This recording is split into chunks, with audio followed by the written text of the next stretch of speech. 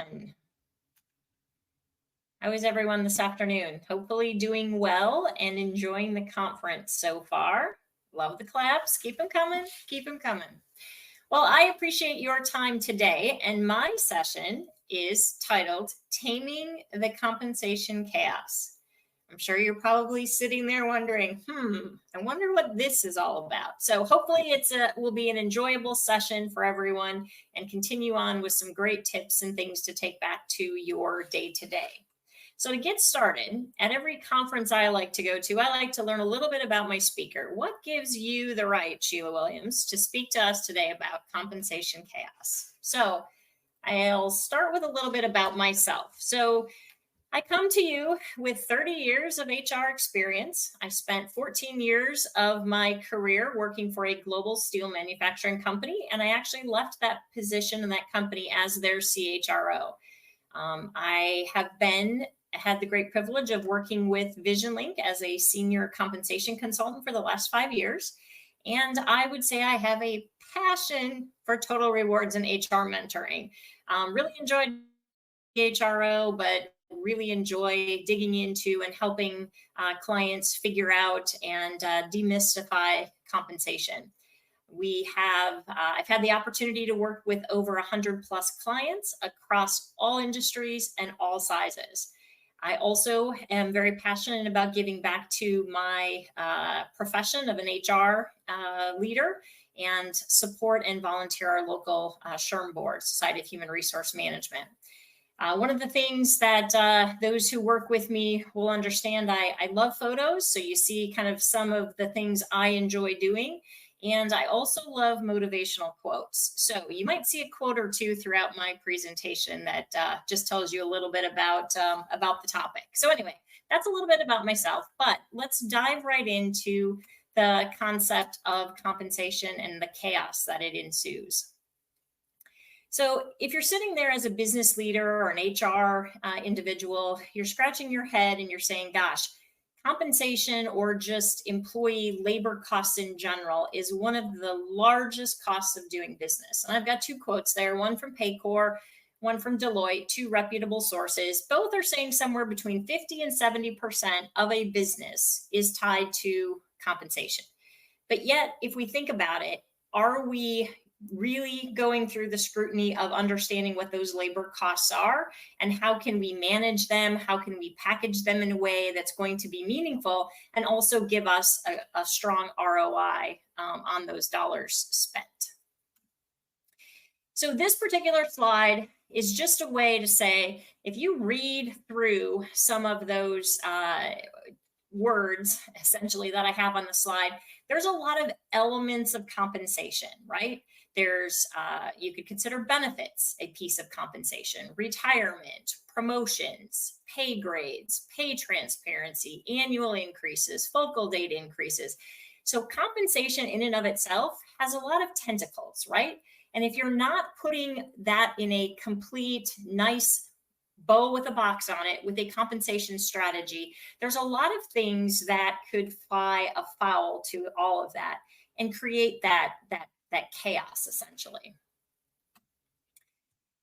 As every strong leader goes in, or every organization puts together their compensation program, they have the best of intentions when they start the program, right? They know that it's an investment. They want to make sure that they are able to grow their enterprise profitably and at an appropriate pace. They obviously want to attract and retain the best talent possible. They want to make sure that they're aligning pay for performance, creating that line of sight towards business performance equals stronger variable components from an employee's perspective. And obviously also thinking about best practice standards, and let's not forget the regulatory environment, and that is ever changing in the world of compensation. So everyone goes in with the best of intentions in terms of how they're going to structure their compensation program. But inevitably, what happens is something we've coined here as compensation chaos. And this particular slide is an example of just some of the conversations that we have with business leaders, some of the conversations I had working within my global company and asking these questions such as, How do we set pay levels? How, when, and why should we pay bonuses? How are we making sure that we're staying compliant with all the government regulations, the pay transparency laws that are happening, the minimum wage requirements in the various states? Why don't our employees appreciate or understand their compensation offering? So there's a lot of chaos that goes into a compensation program. I once had a leader tell me, Sheila, I didn't know giving away money was so difficult, right? He said, I agonize over bonus time trying to decide how much I'm going to give my employees. So that's a lot of chaos that isn't necessary if you put together a strong program or a strong structure with which you can operate that program.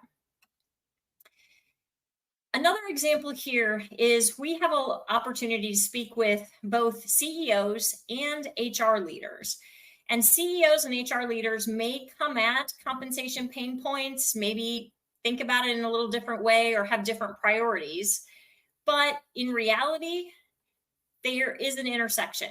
There's a lot of shared pain points, things such as difficulty attracting and retaining talent, making best practice decision-making, and the inability to measure ROI. So kind of coming back to that same thing, every plan is intended to have these factors at play, but they're also shared pain points between CEOs and HR leaders. So there is this compensation chaos that ensues, but if we think about it, it's more than just chaos. There's some pretty significant costs to organizations. One of them is the Gallup survey says that lack of employee motivation. 59% of the global workforce today consists of what they're calling quiet quitters, right? They're doing the job, but they're not doing the job to the fullest capacity. So that's motivation. Increased turnover. We all know how difficult it is to find, that pink unicorn in the world and making sure that we're hiring that individual. But what if you're going to have a high or increased turnover because you have all this chaos in your world from a compensation perspective, that's a significant increase in lost productivity, in people having to make up for those individuals. There's a meme I once saw about the fact that, okay, my employee is wanting a $30,000 pay increase and the boss says, I can't afford $30,000. But when you look at the increased cost of turnover right there, it's probably a wash, quite frankly. So again, making sure that you have competitive pay is very key and pivotal to this section.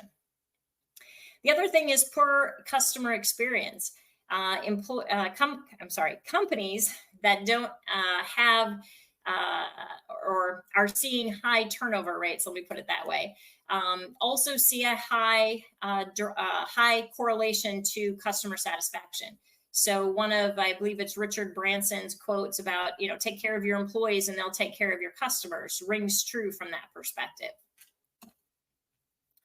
Some other costs of compensation chaos is the fact that, workplace culture, teams that have low retention rates are going to be less productive because you're always in that constant churn of new employees onboarding and retraining.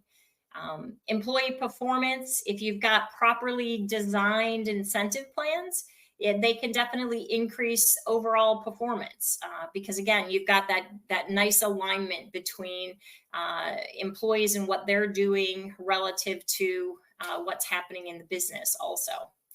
And last but not least, I thought I would add a note in here about the regulatory non-compliance. So how many times, I can't count, a manager would come into my office and tell me, gosh, I don't want to pay overtime anymore. So I want that employee to be an exempt employee.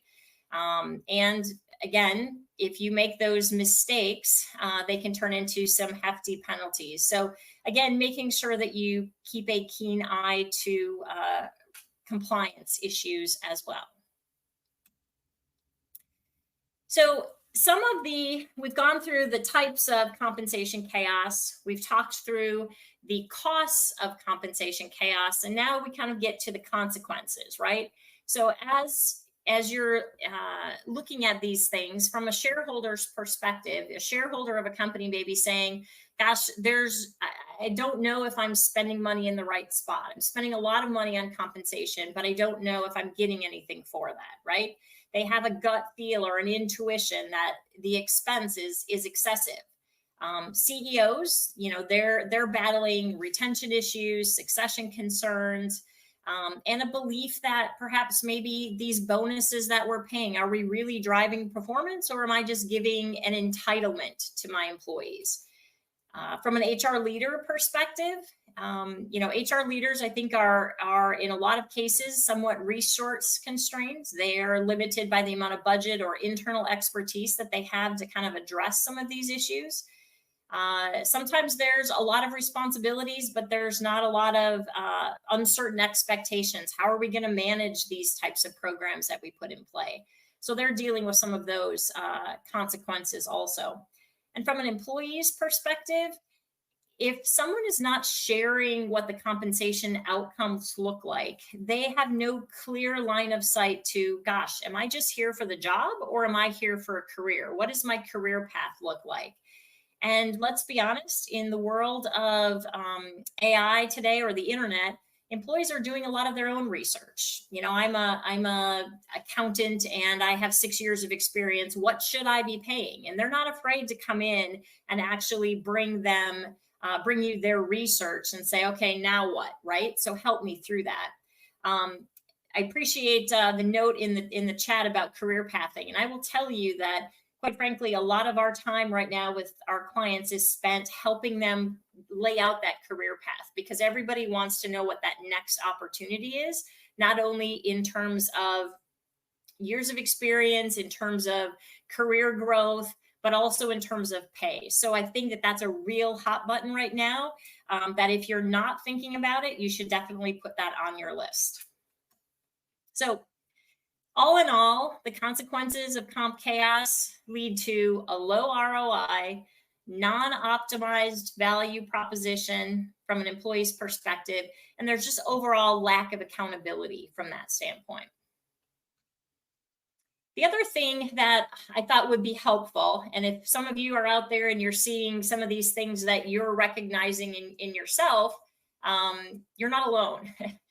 Because we hear a lot of things, and again, just kind of sharing some of our trials and tribulations, if you will. But some of the common mistakes I think I see from a compensation perspective is a lot of business owners dismiss total compensation. And when I say total compensation, I mean total compensation, tangible and intangible things. So benefits, work-life balance, remote work, flexibility, whatever that happens to be, you need to think holistically about total compensation. I'll give you an example. We had a client once who they came and they were frustrated because they were losing a lot of employees. Their turnover was really high. And he's like, Sheila, I know I pay under market. And I'm like, okay, well, let's talk about it. This particular individual was under market, but they were paying the full cost, 100% of the cost of healthcare coverage. And I said, do you tell your employees that? And he's like, no, I just say it's a benefit. And I'm like, but that's a very significant benefit. So he was losing people because he wasn't actually truly sharing and being transparent on what that total compensation package looked like. So I think that's a great takeaway for you. I think a lot of other clients somewhat neglect the external market, right? They're saying, oh, I can't pay market wages, or whatever the case may be. But if you're not looking at that and comparing, you're going to lose talent, and you're going to have a difficulty time attracting talent. So don't neglect your external market. Never minimize internal equity.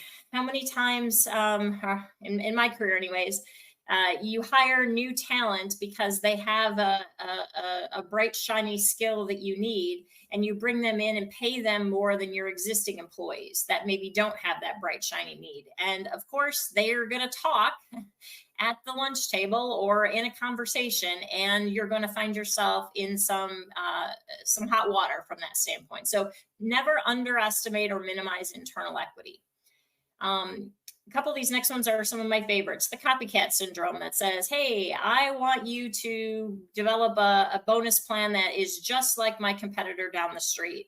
And I think from that perspective, it's copycat. Because it works for them doesn't necessarily it's going to fit or work within your culture, company culture, how you do things, how you operate, how you communicate. So design something that's going to fit for you and your situation.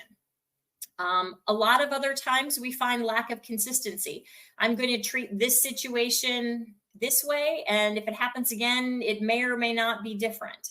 And I think, again, that kind of erodes the trust that you have with your employees and your management staff if you don't have that consistency. So make sure that you take a look at it. And while I say consistency is important, another one that I often tell clients is, let's not have a set it and forget it mentality, right? You always need to be continually making sure you're competitive in the marketplace, looking at your compensation philosophy, looking at your career pathing, making sure that you've got all of these things identified to make sure that you are able to, have that comprehensive offering.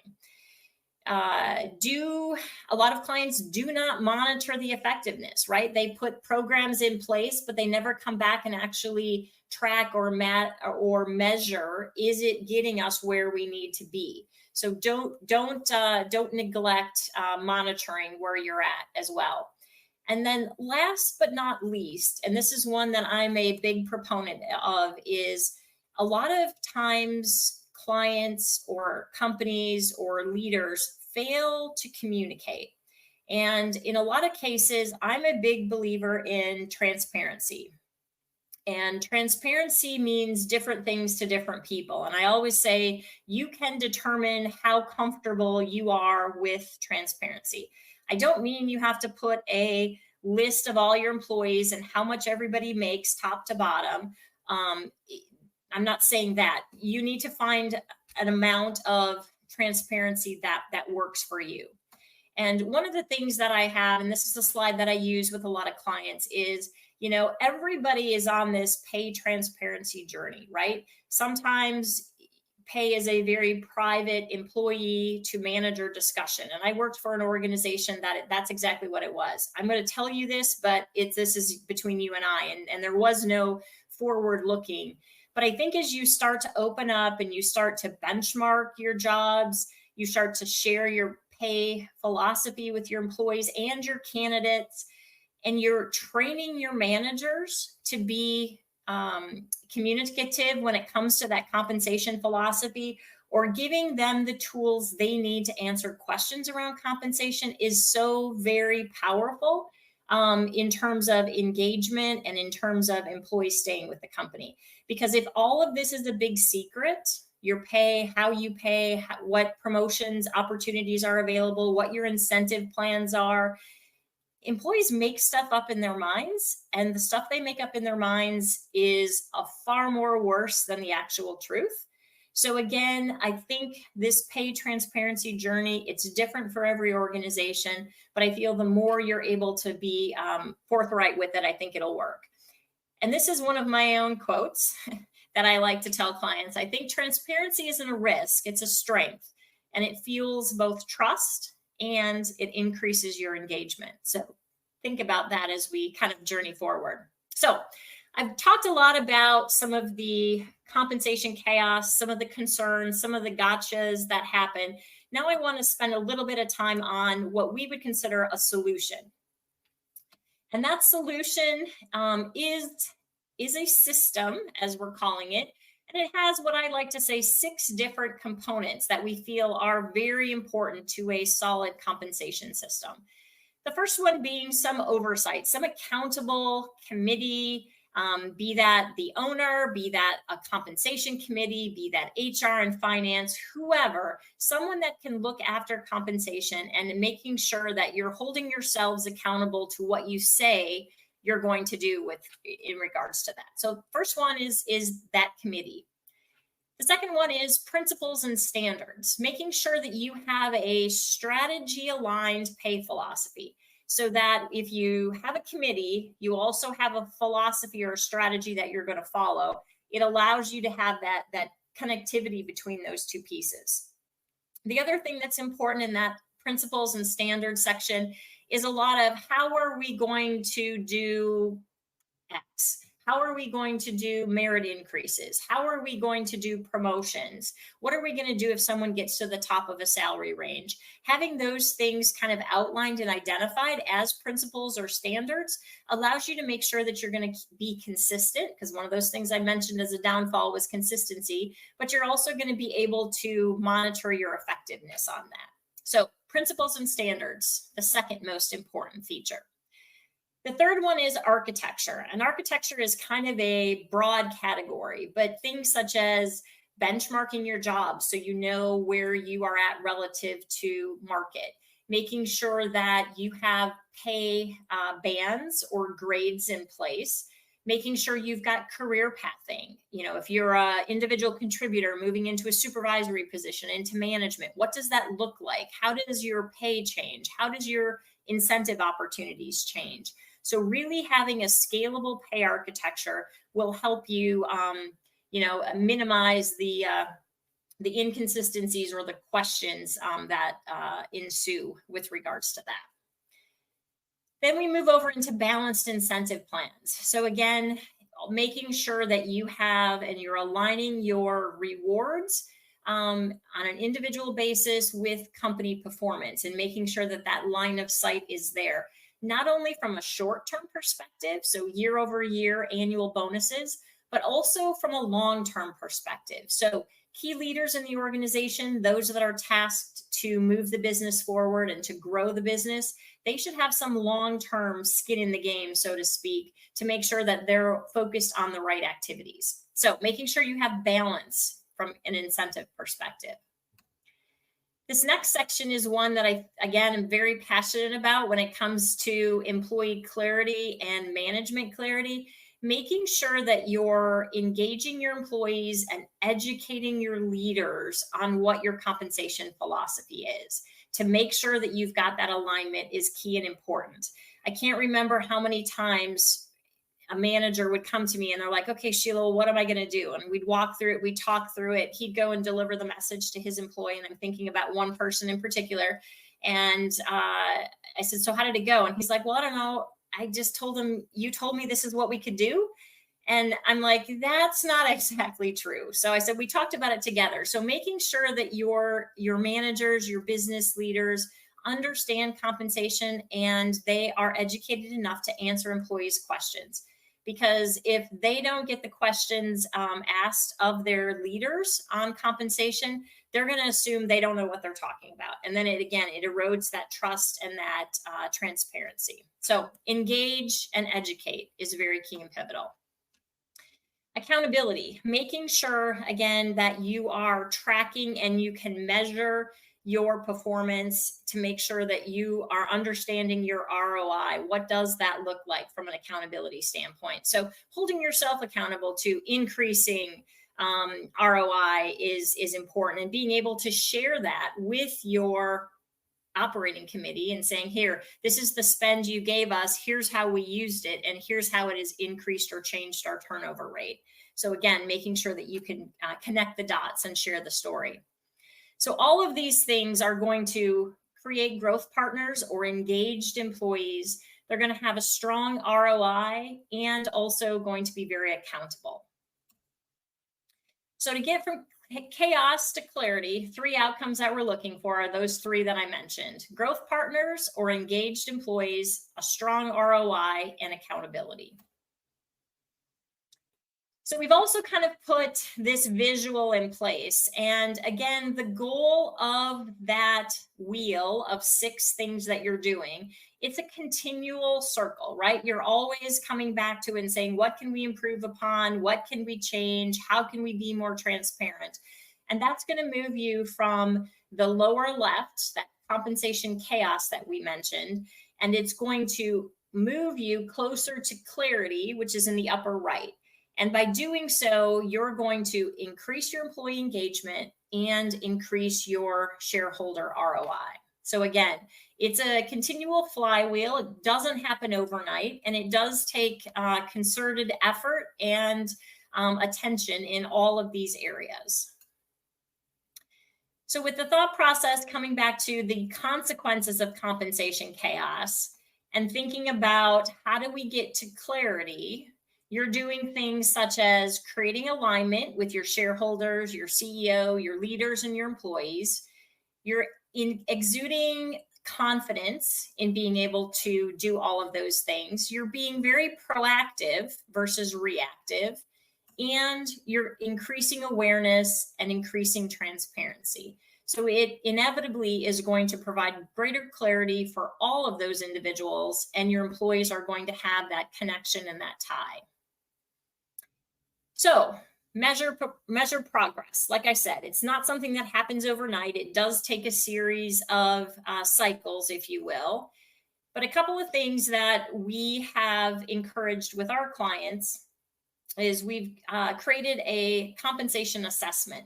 It's a really quick 24-question assessment where you can evaluate your own compensation strategy, and it will give you a very detailed score as to what that is, what that looks like. And you can come back and take this multiple times. So if this is something that you want to create a baseline for yourself, come back in a short time later, a year later, a couple months, whatever the case may be, and kind of increase your score so you can kind of see and gauge your forward progress. The link, and I believe this link will be in the CEO playbook, so you can definitely take this after the session, but it gives you a good sense of what that looks like. So the compensation assessment is one of those items. The other thing is the compensation scorecard. So this is a kind of an eye chart to see, but again, in the theory of red, yellow, green, where are we at?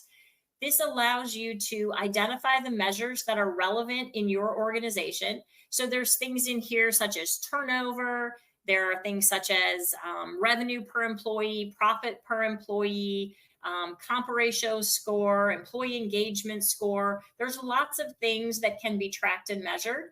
But what you're doing is you're giving yourself an assessment and you're tracking progress towards whatever great looks like or whatever you deemed, that threshold. So you're able to come back to it and let your leaders know, or your operating committee know, the progress that you've made in these areas. So this is another great way for you to share that information. And here's one last opportunity to look at our little flywheel and moving you from the chaos side all the way to compensation clarity. And like I said, it goes without saying, it doesn't happen. You don't eat the elephant whole, right? You have to eat it one bite at a time. So it is something that that takes a bit of time, but with concerted effort and attention in those areas, the 6 key areas that we mentioned, definitely something that is possible. I have a couple of client testimonies. One thing I did want to mention, in the original agenda, we had hoped to have Debbie Gibson, who is the first note there, with us, because Debbie has actually worked through that wheel, if you will. She's been a client of ours for about 3 years, and we thought it would be very beneficial for everyone to kind of hear the successes that we've had helping her kind of, I think the terminology she phrased it was modernizing compensation. So we might have her at a future session. Unfortunately, she had to back at the last minute, but it would be a great opportunity for you to kind of hear firsthand from someone who has gone through that cycle. And now I will open it up if there are any questions. I appreciate your time and attention, and there's a couple of comments along the side, so appreciate that, Jeff. Regular employee surveys to gauge effectiveness, I think that's great. I often caution clients that doing employee engagement surveys, you have to make sure that you're ready and prepared to take action on them. Otherwise, they sometimes can backfire. So I think that, yeah, that's great that you've got that worked into to your process. And I'll open it up to any questions if there are any.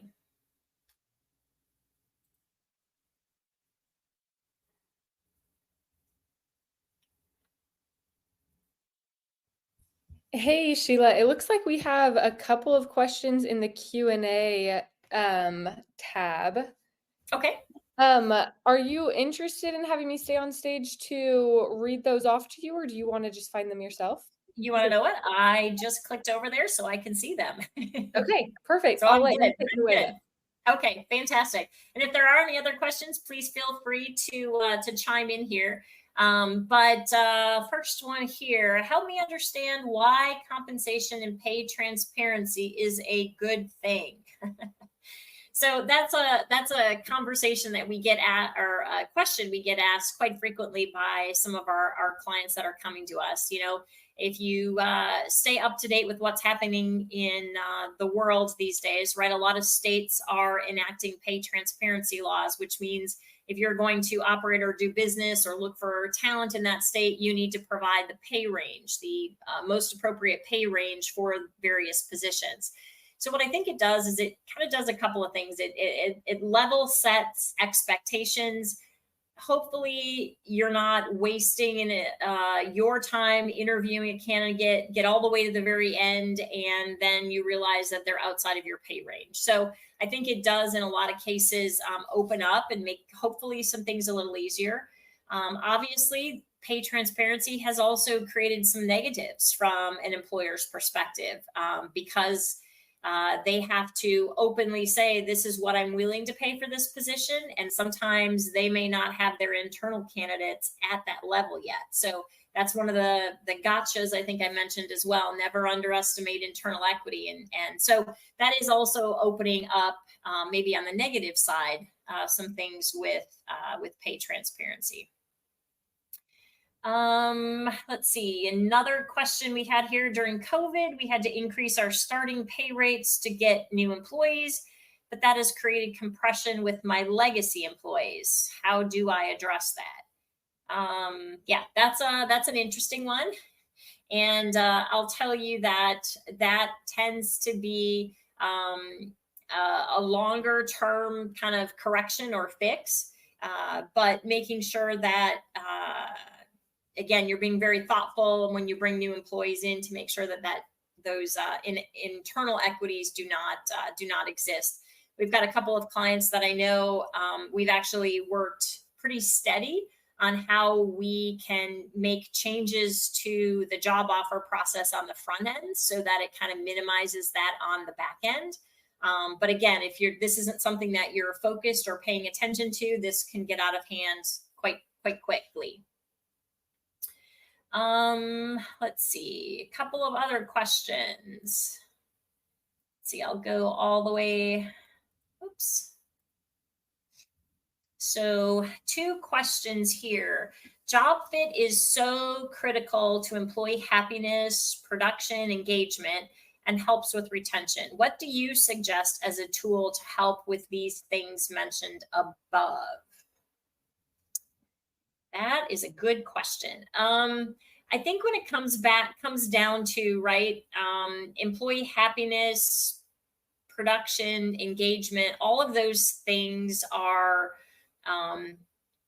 they're difficult to measure and they're difficult to track, but they're so very powerful. So I'll give you an example. I had one employee or one client I was working on with, and he was paying above market in all cases, right? But his employees were kind of leaving left and right.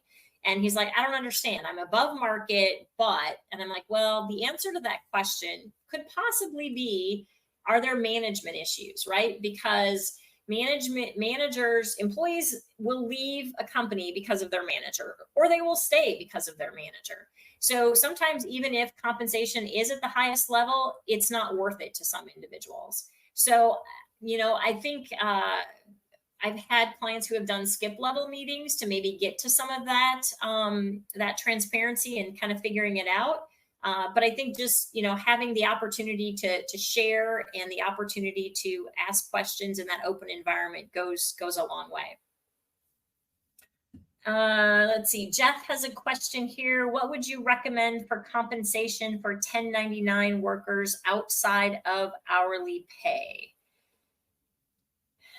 1099. So 1099 employees, you're right. There's really not a lot of extra that you can provide them in terms of compensation. I do have a client right now that is contemplating moving some of their 1099 employees to actual employees because they want to offer them additional items. But on the flip side, maybe they have flexibility in hours, flexibility in things that their projects that they're working on, have perhaps maybe unlimited vacation. Obviously, they're only getting paid if they're working, that sort of thing. So again, that's kind of one of those things that I mentioned previously, right? Is you need to think about compensation, holistically. There are other things, and I realize that, flexibility or extra vacation hours or things like that may not put food on their table or gas in their car, but those are those other intangible things that work life balance, projects that they may or may not have the opportunity to work on with other organizations. So that personal growth and development also might be something to highlight that you have that kind of sets you apart from some others. Great questions. Anything else? Any other questions? Any other thoughts that the group has?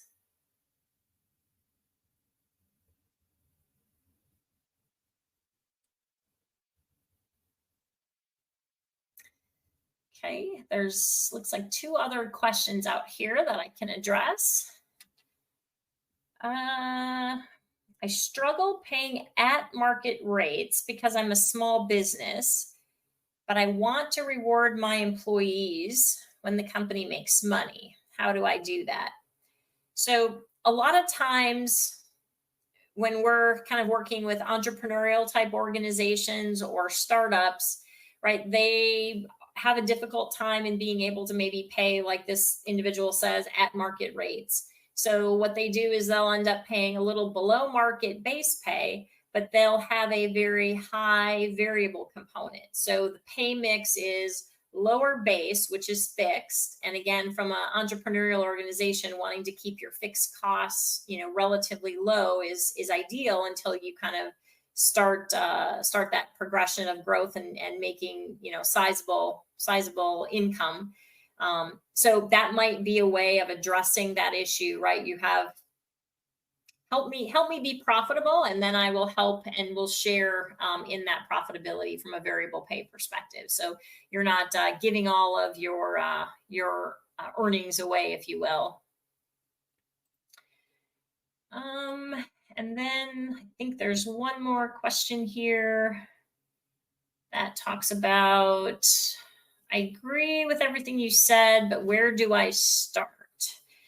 So yeah, that's kind of a question like my eating the elephant, right? One bite at a time. And a lot of times clients struggle with, where should I start? Do I start at my market pricing? Do I start building a compensation structure? Do I start at incentive? Where in that wheel of 6 am I going to get my biggest bang for my buck? And I'll tell you, every client is a little bit different, right? So it really kind of comes down to where your main pain points are, where your chaos is coming from, and find a way to squash the chaos as quickly as possible, but then get yourself on kind of a regimen of how are we going to address these other areas. We have some clients who come to us and their main concern is incentive plans. So we'll focus on helping them shore up their incentive plan, making sure that it's tied and linked to company profitability, and then we'll start in the other areas. So it really depends if that's an answer. And most importantly, it's going to play into where your largest pain point is. But most importantly, it's put your first step forward, and then just be consistent and diligent from that point forward. Okay, Jamie, I think that is all the questions that we have. So maybe we can give everyone a few extra minutes back in their day before they're heading to the next. Sounds great. I just want to point out one comment in the chat. It looks like maybe one of your clients says, Sheila, you are a true rock star. We are so glad you're guiding us on our compensation journey. So just a little testimonial that all the things that Sheila was talking about actually help people and can help change their companies. Wonderful. Thank you for sharing, Aurel. Thank you, thank you, thank you.